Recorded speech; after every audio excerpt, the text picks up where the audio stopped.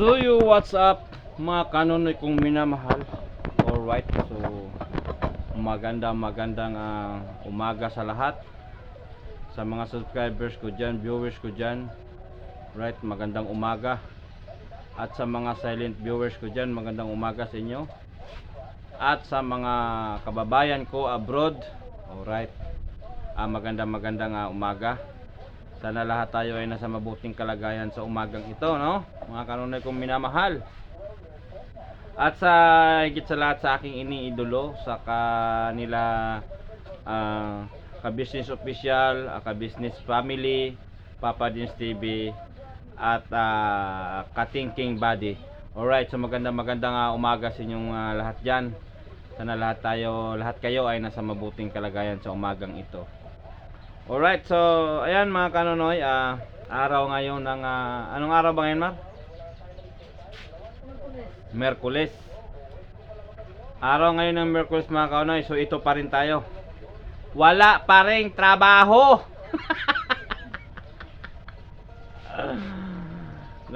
Kasi mga kanonoy, nag-aantay tayo sa sa biyaya na ipinagkaloob sa atin ng langit, no? Na para tayo ay makabalik na sa kung saan man tayo nararapat, no? Yan. So, ito nagtitiis pa rin kasi walang biyahe kahapon hanggang ngayon. Iwan ko ngayon kung may tawag o wala. Kasi dumating kasing kasama nila dati mga kanoy, bumalik na. So, siguro baka bastante na sila sa tao, pero ganun pa man ay hindi pa rin nagwala ng hindi pa rin ako nagwawala ng pag-asa, nawawala ng pag-asa dahil siyempre alam mo naman bigla lang silang tatawag yan. So salamat kasi kahit paano ay nandyan sila na magchat-chat sa akin na bro biyahe tayo, ganon. So salamat sa kanila, no, kahit paano nakatulong sa akin.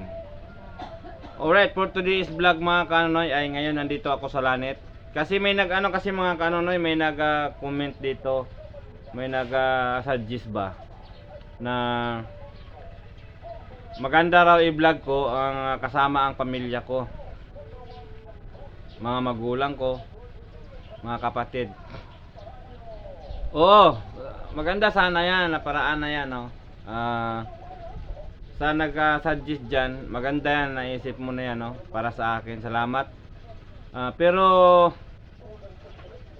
hindi ko kasi masabi na may sama sila. Unang-una, hindi kasi ako na umuwi dito, bihira lang ako umuwi dito kasi hindi ako nakatira talaga actually dito eh.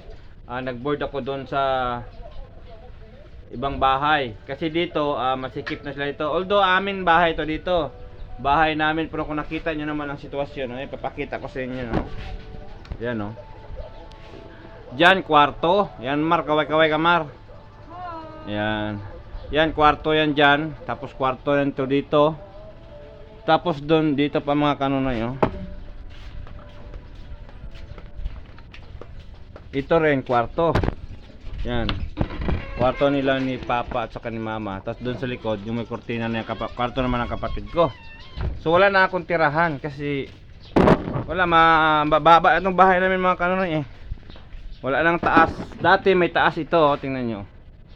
Dati mga kanonoy may taas itong bahay namin, gawa ng nasunog nga, no? Nagkaroon ng sunog. Kaya wala na, hindi na tumaas, no? Kaya ako nangupahan na lang ako doon para hindi kami magsiksikan, no?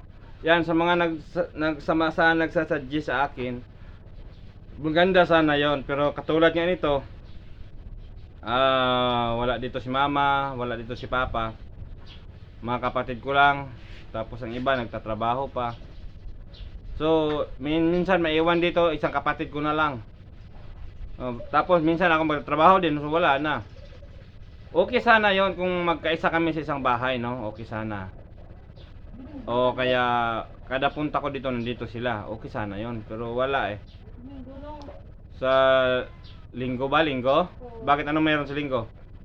Holiday, wala sa mga ano, ari ka ng lobra. Magsamba. Please, ang bata, day mo lang nga. Yun. Ayan mga kanonoy, no, yun nga, siguro mamit natin sila lahat sa linggo na naman. Kasi hindi ko alam kung ano, hindi ko alam kung hindi ko alam kung kailan naman ako makabalik kasi kung may trabaho man ako, di ako makabalik agad dito. So yaan nyo na mga kanay, pag may time tayo na magkaisa sila dito, puntahan natin at pag-interviewin natin sila isa-isa, no? Linggo, sure na. Sa linggo daw, sabi ng kapatid ko. Yan, so huwag kayong mag-alala. Yan, sa mga nagpapa-shoutout pala, si Boy, baas. sino ba yun, Mar? Basahin mo nga sa comment mo da. Si Wala ko din Minimi? Aw, Wala ko din cellphone na to. taga Miag-Aw yun eh. Ang taga Miag-Aw. Ang may ka-comment?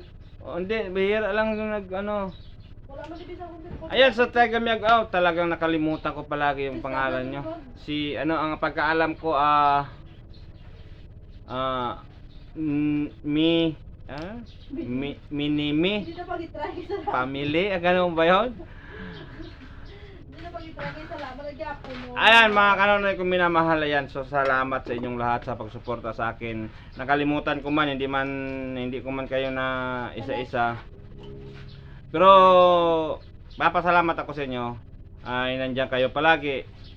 Pero shout out sa ating kababayan diyan sa buong Miag-Aw, no? Galing sa Antique hanggang papunta dito ng Iloilo, shout out sa inyong lahat. Ayan, kung saan man kayo panig sa Miag-Aw na roon. Yan, so shout out sa buong pamilya mo, sa nanay, tatay mo, lagi kayo nanonood diyan. Nanay, tatay, salamat sa inyong suporta sa Kanonoy TV channel, no? Ayan. Sa ngayon kasi wala pa tayong time mag-ikot dahil wala pa tayong kasama.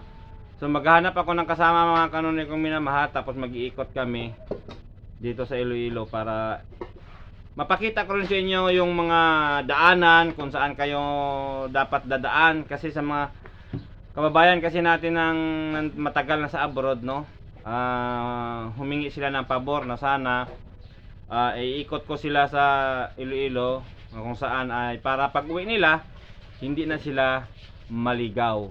Alright, so siyempre natural naman yung mga Kanoy. Ako nga nung nakaraan galing akong Palawan, pag uwi ko dito nagkaligaw-ligaw na nga ako kasi malaking pagbabago, lalo na lumalaki yung mga building, dumadami. Yan. So, yan, salamat sa inyong suporta, no? Kasi hindi niyo ako pinapabayaan. Palagi kayo nandyan. Yan, so sa mga nagsasuggest sa akin, yan, suggest pa kayo kung ano pa ang pwede nating gawin, no? Siguro pag makabalik na ako ng Maynila, kung bigyan tayo ng biyaya ng Panginoon, kung makabalik man ako doon, yun, salamat. Ma-share ko din sa inyo, no, kung ano ang kung anong trabaho natin doon, kung ano tayo doon. Kasi wala naman tayo ibang puntahan doon kundi doon pa rin sa kanila ni kuya, ni ate ka business, doon pa rin tayo para makatulong tayo sa kanila sa pagbira, sa mga misyon nila, at saka sa pagbanat ni Papa Dins. Yan, na-experience natin. Hindi nga ako naka-experience sa pagbira ni Papa Dins, kung pagbanat ni Papa Dins, kung paano, kasi wala, ilang araw lang tayo dun Pero ang na-experience ko, kahit maiksi lang na panahon, pero nagpasalamat ako sa na-experience ko sa kaya kuya, kasi may nabira sila. Ganun pala yun ang maramdaman mo pag mayroon kang binira, lalo pa ang binira mo ay umiyak.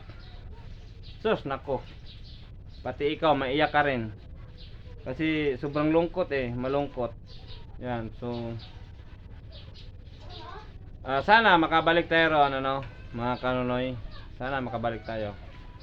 Ayan, sa tungkol sa trabaho naman natin, so wala tayong, ito, tambay pa tayo muna, wala pa, job lang tayo, no? Wala tayong trabaho.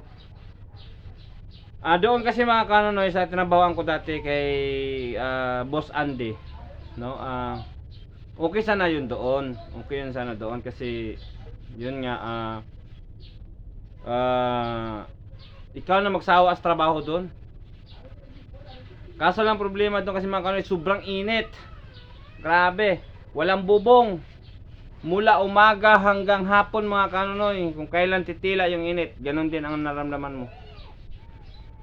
Para kang masusunog sa init. Yan, pahinga lang, kain. Pagka alauna, balik na naman. Init na naman hanggang hapon. Kaya, nakapagpasya ako na parang, pahinga muna ako sa ganyan kasi parang nanghihina. Manghihina ang sarili ko sa sa sobrang init. Manghihina ako. Kaya yan, kaya ngayon mga kanoy, waiting tayo kung sino man ang gustong magpatawag sa atin. Tatawagin tayo, may trabaho. Basta hindi lang masyadong mainit, call na ako dyan.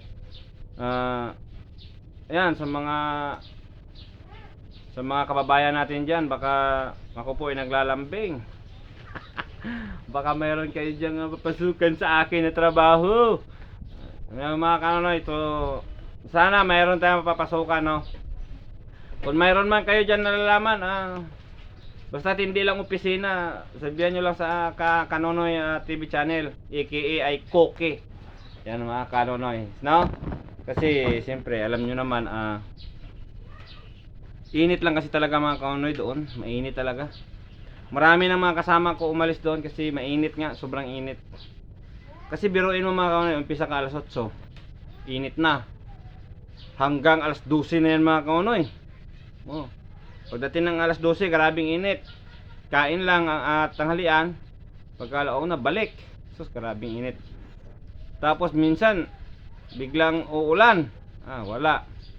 Okay din doon mga kanoy kasi ang sahod namin ay 450. 450 labas lahat, labas kain, lahat na, labas na yan.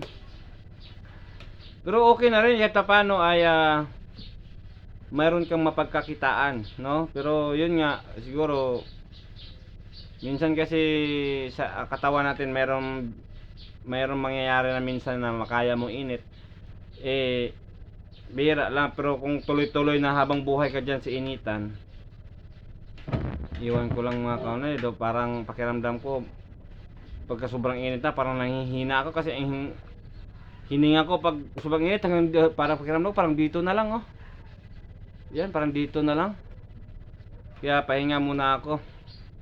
Ayan. So sa ngayon ay nandito tayo, waiting pa rin tayo, no, sa ating trabaho kasi nung nakaraang araw mga kanoy, sumama ako sa biyahe, nagbiyahe kami pa Bacolod, no. So, may vlog naman tayo diyan. Tapos dumating yung isa nilang kasama na galing Negros, siyempre nagpapakasal daw 'yon. 3 buwan na wala. So dumating na. So yun, siguro bastante sila sa tao ngayon. Kaya hindi nila ako tinawagan kahapon, no? Hindi ko alam ngayon or basta sabagay kung tawagan nila ako, nandito lang naman ako, no. Ayan. So, pero salamat na rin sa salamat na rin sa salamat na rin sa nagbigay sa akin ng opportunity, no? Mga ganyan. Yan mga kanonoy, so sa ngayon ay ito, nandito tayo ngayon sa Lanet ay mayroon nga akong dinalang dito, paa ng manok mga kanonoy, Adidas, kasi walang ulam sa bahay, ang bangos ubos na. Lakas natin lumamon pag wala trabaho. Lakas talaga mga kanonoy kumain pag walang trabaho, pero pag may trabaho ka parang walang ganang kumain. Pag walang trabaho, nako, wala ka nang trabaho, gana pang kumain. Pero pag may trabaho ka, parang wala nang ganang kumain. Baligtad. So nandito ako, nagdala ako ng paa sa manok mga kanoy, ipaadobo ko sa kanila kasi pagdating dito sa kanila, sila wala rin mga ulam. Walang ulam dito sa bahay. Kaya tama din ang pagdating ko dito kasi wala silang ulam. Yan. So yan, pakita ko sa inyo mga kanonoy ang aming mabutihing kusinera. Kusinera sa aking binili. Ayan, no? So, yan, aming kusinera. At si aming kusinero kumain na. Pagod na pagod. Ito mga kanonoy, oh, ayan, oh. Yan. Aadobuhin yan mga kanonoy. So nandiyan yung payakot ang pang sahog. Ang dami ng mantika yung kanonoy, oh. Grabe ang mantika mga dami. 5 piso. 5 piso yan, oh. Hindi man namin damo mantika. Sakto. Yan mga kanonoy. So at dito namin yan lutuin sa aming kusina na pinakamagandang kusina. Yan, no? Sinubit pa. Yan mga kanonoy.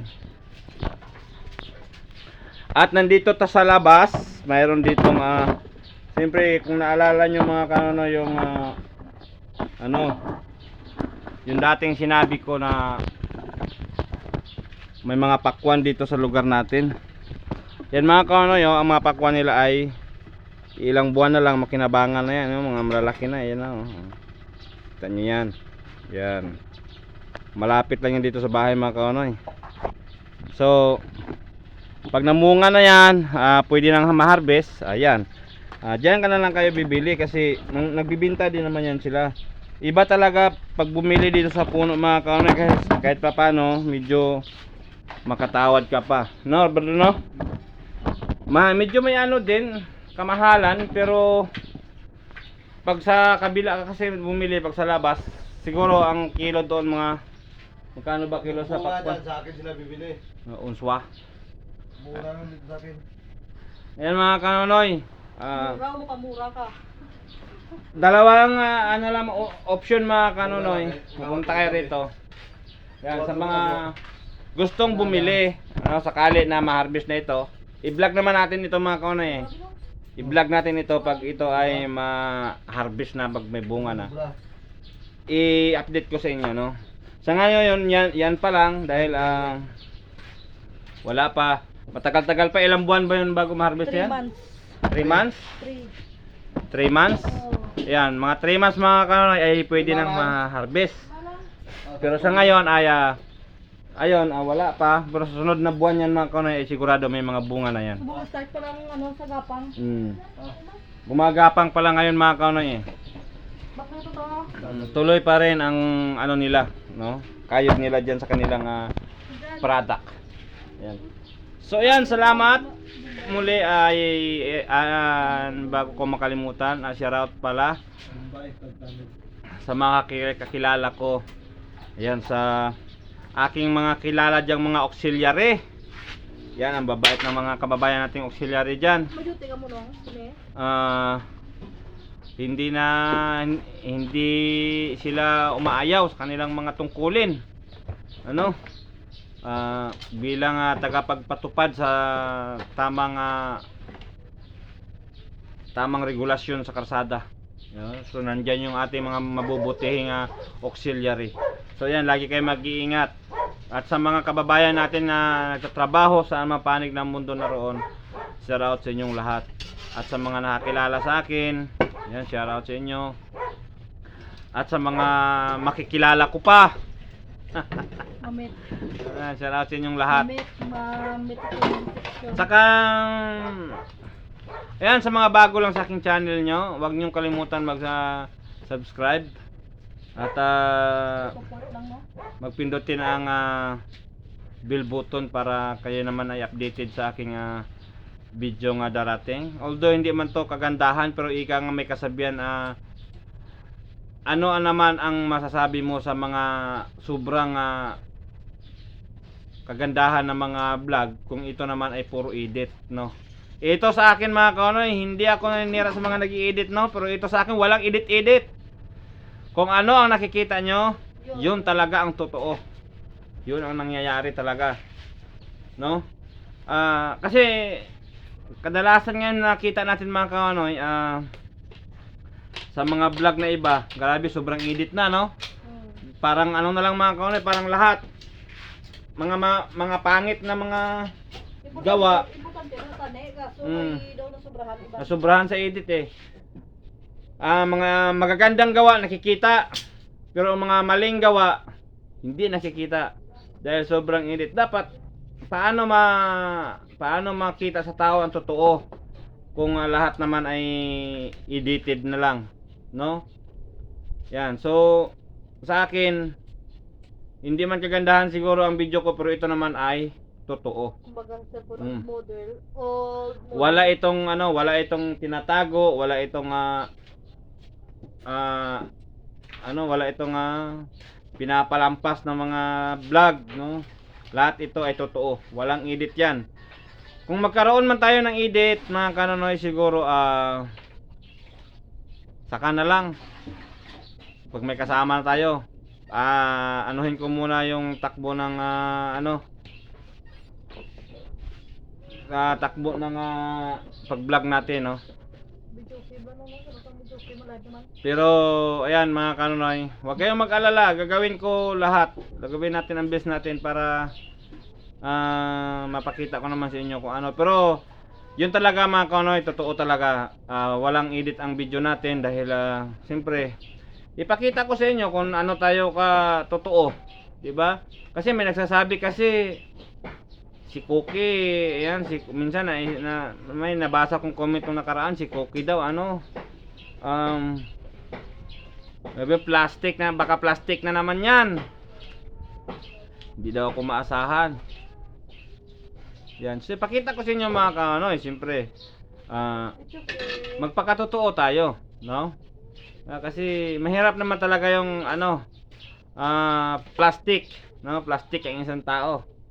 Mahirap eh. Buti sana kung plastic ka na nga. Buti sana kung ikaw klaseng plastic ka ay Mabili. matibay, no? Ano ba tawag niyan? Garantisado na plastic, no? Hindi ka marupok. Hindi ka sa ilamig. Oh, mahirap kasi yung plastic ka na nga, tapos mabilis mo pa mapunit. Mahirap 'yon. Pero hanggat kaya mong hindi magpaka-plastic, gawin mo kasi hirap naman talaga magiging plastic ka eh. Kailangan totoo ka sa sarili mo, totoo ka sa mga taong nakapaligid sa iyo, at totoo ka sa mga nangyayari sa iyo, no? Ganun lang 'yan. Yan, katulad ngayon, wala tayong trabaho. Totoo talaga 'yan. Wala edit na. Wala hirit yan. Totoo talaga wala tayong trabaho mga kanonoy, siyempre. Kahapon ay wala akong kapira-pira. Kaya nga kinuha ko doon yung tinabawan ko doon, no? Yun lang. Nagkaroon ako ng pera. Tas hinto na naman, wala na naman. So, sa totoo lang mga kanonoy, ngayon walang edit-edit yan. Wala tayong trabaho. So nag-aantay pa ako sa inyong mga